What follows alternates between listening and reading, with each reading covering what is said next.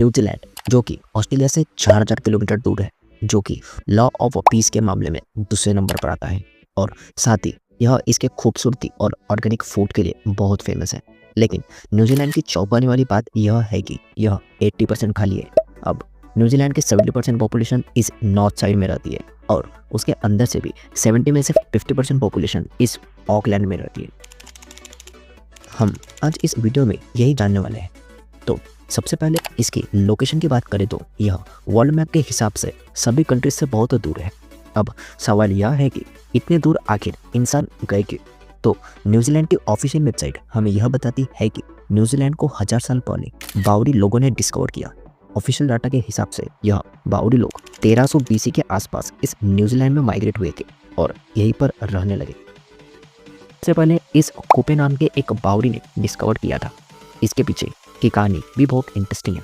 देखो, होबे यह एक फिशरमैन था और अपने ट्राइबल्स के साथ आइलैंड पर रहता था, लेकिन कुछ कंडीशन के चलते उसे और उनके ट्राइबल्स को प्रॉपर फूड नहीं मिलने की वजह से एक नए आइलैंड की खोज करने निकल गए और फिर उन्हें मिला आज का न्यूजीलैंड।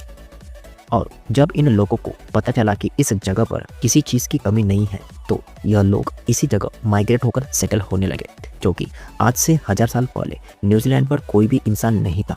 इन लोगों ने आराम से 1700 सदी तक वहाँ अपना बसेरा गुजारा, लेकिन इसके बाद मानो इनका जीना मुश्किल हो गया, क्योंकि अब 1700 सदी में वेस्टर्न कंट्रीज, जिसमें यूरोप एक मेन हिस्सा था, अपनी ताकत बढ़ाने के लिए और दुनिया में कब्जा करने के लिए न्यू आइलैंड डिस्कवर करने में लग गए थे। और जब 1642 में टैस्मन ने न्यूजीलैंड की खोज करी और जैसे ही उसने अपना पहला कदम न्यूजीलैंड पर रखा, तो उसकी बावली लोगों के साथ बहुत लड़ाई हुई और टैस्मन को वहाँ से वापस आना पड़ा, क्योंकि उसके पास इतनी ताकत नहीं थी कि वह उनसे लड़ाई कर पाए।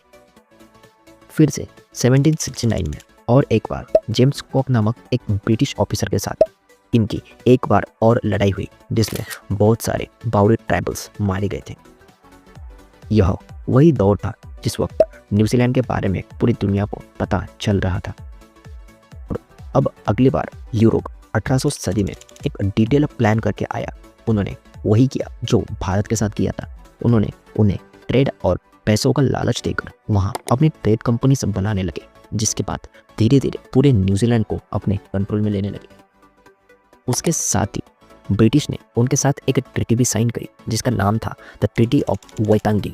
और इस ट्रीटी के बाद ब्रिटिश और कॉलोनी का न्यूजीलैंड एक हिस्सा बन गया। जिस वक्त यह ट्रीटी हुई उस वक्त बावरी लोगों की पॉपुलेशन करीब 2 लाख थी, लेकिन उसके 100 सालों के अंदर ही इनकी पॉपुलेशन घटकर 40,000 रह गई।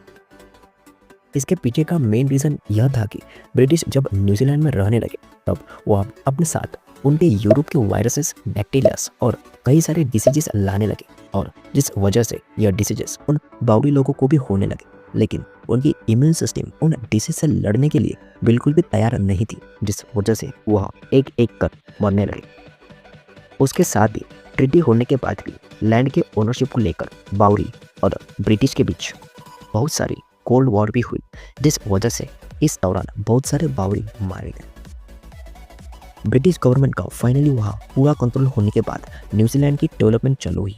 अब इसके बाद सबसे बड़ा रीज़न आखिर क्यों न्यूजीलैंड मैक्सिमम खाली है, तो देखो, न्यूजीलैंड का सदर्न पार्ट में किसी भी तरह का कंस्ट्रक्शन करना मानो इम्पॉसिबल है, क्योंकि इस जगह हर तरफ माउंटेन रेंज ही रेंज है। अब इवन तक यहाँ रोड बनाना भी बहुत मुश्किल है, और साथ ही इस तरफ की लैंड भी बहुत ज़्यादा इनफर्टाइल है। इसी कारण से न्यूजीलैंड में मैक्सिमम लोग नॉर्थ साइड ही रहते हैं। उसके साथ ही यहाँ पर ब्रिटिश गवर्नमेंट रहने के कारण यहाँ 1940 तक नॉन वाइट लोगों की एंट्री बंद थी, और जिस वजह से पॉपुलेशन इंक्रीज करने के लिए फिर नॉन वाइट लोगों की भी एंट्री मिलने लगी और पॉपुलेशन में थोड़ा इंक्रीमेंट देखा गया।